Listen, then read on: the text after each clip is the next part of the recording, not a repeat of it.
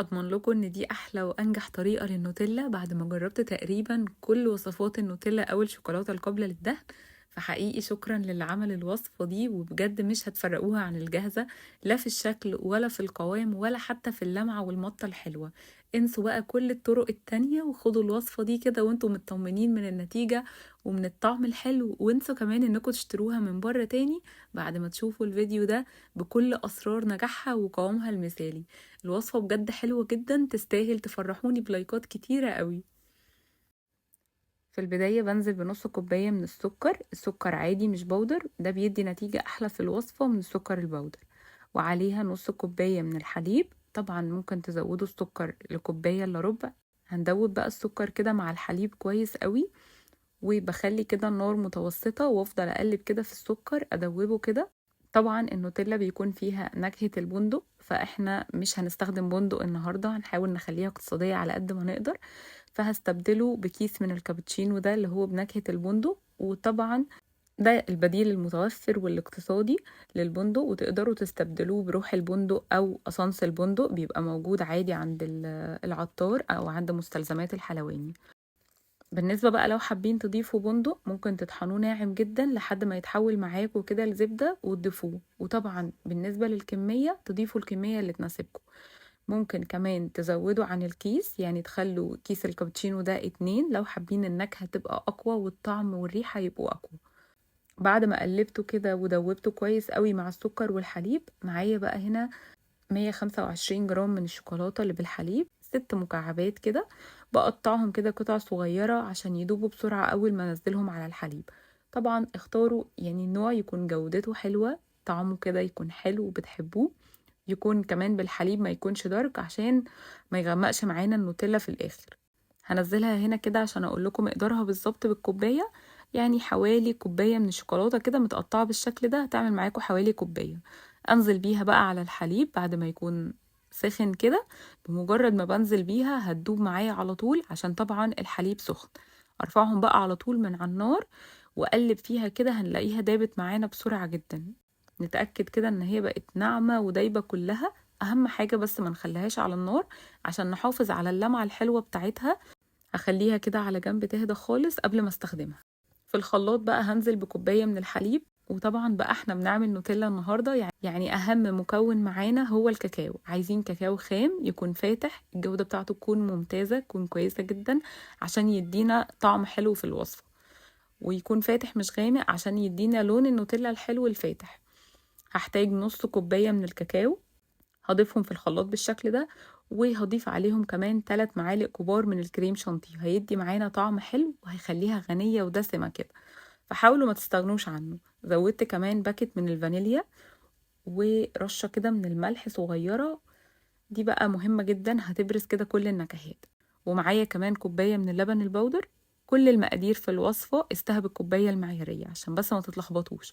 هقول لكم كمان على المكون بقى اللي هيدي القوام الرهيب اللي شفتوه أول الفيديو واللمعة. النتيجة بجد تحفة جدا وتستاهل التجربة.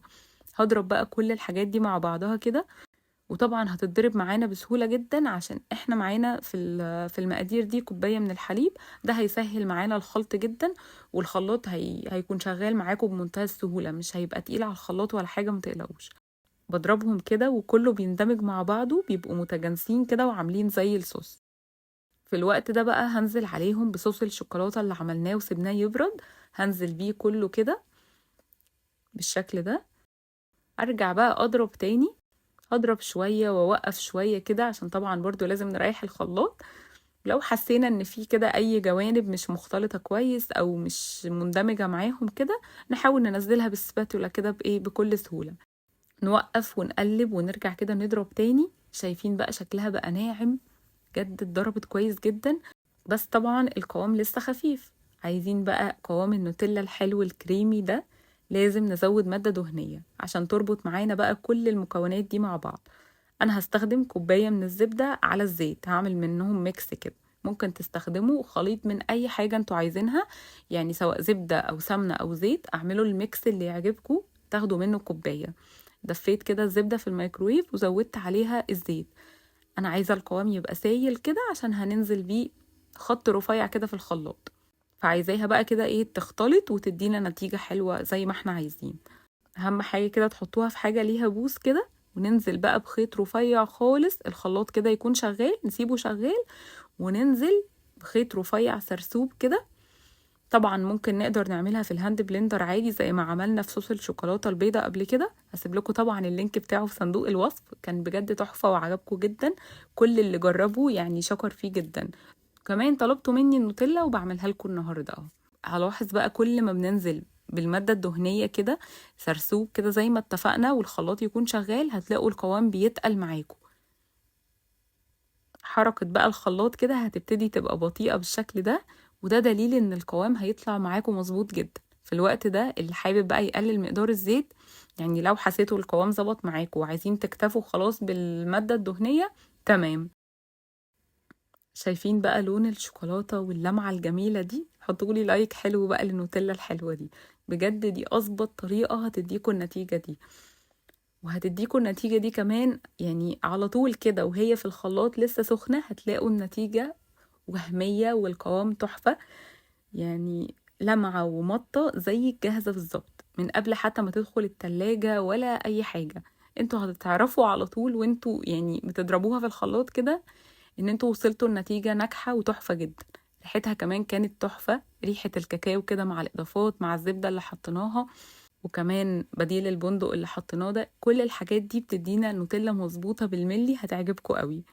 هتكونوا كده ضامنين انتوا حاطين فيها ايه. كمان الكمية هتطلع لكم في الاخر كمية حلوة جدا، كمية كبيرة. هقول لكم في الاخر يعني طلعت معايا قد ايه بالظبط. يعني دي حرفيا احلى شوكولاتة قابلة للدهن انا عملتها، يمكن تكون احلى من اللي عملتها بالبندق قبل كده. القوام والنعومة اللي وصلنا لها بجد غير اي طريقة تانية. شوفوا وانا بنزلها في الطبق عشان اوريكم شكلها وقوامها قد ايه كانت كريمي وناعمة، والقوام بتاعها انسيابي جدا. اللون البني الحلو ده كمان عشان استخدمنا الكاكاو الفاتح. طبعا لو ما فيش عندكم غير كاكاو غامق اللي هو الاسباني بيبقى طعمه حلو جدا، بس هيغمق معاكم الشكل. فيعني لو مش فارق معاكم اللون تمام، الطعم برضو هيبقى حلو مفيش مشكلة. ينفع بقى نستخدمها في السندوتشات وفي الحشوات ويعني نعرضها للنار والحرارة، مفيش أي مشكلة تدخل الفرن. إن شاء الله نعمل بيها مع بعض وصفات كتيرة. طبعا كل حاجة هنستخدمها في الوصفة هيظهر طعمها في الآخر، يعني أنا كل مرة بقول لكم كده هتفرق جدا في النتيجة النهائية. يعني نتأكد إن الزيت يكون نظيف جدا، نوع الكاكاو يكون حلو عشان يدينا طعم شوكولاتة كده غني وحلو وما يكونش ضعيف. نكهة البندق هتفرق معاكم طبعا وهتظهر في الطعم. التكنيك اللي اشتغلنا بيه هيفرق في النتيجة النهائية والقوام المظبوط، زي ان احنا نتأكد ان المادة الدهنية اللي هنستخدمها يعني ننزل بيها سرسوب خط رفيع خالص كده واحنا بنضرب. ده اللي يعني هيساعدنا ان احنا نتقل القوام ويدي كده لمعة حلوة في الاخر للنوتيلا بتاعتنا. الكمية ما شاء الله حلوة جدا، يعني لو حسبتوها هتلاقوها موفرة جدا. عشان تحتفظي بيها بقى تفضيها كده في علبة نظيفة تكون محكمة الغلق وتحفظيها في التلاجة، طلعي منها وقت الاستخدام براحتك خالص.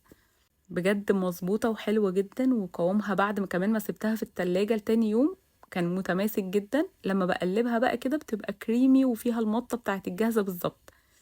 محدش هيصدق انك عاملاها في البيت حرفيا. تقدري بقى تفرديها في السندوتشات بكل سهولة.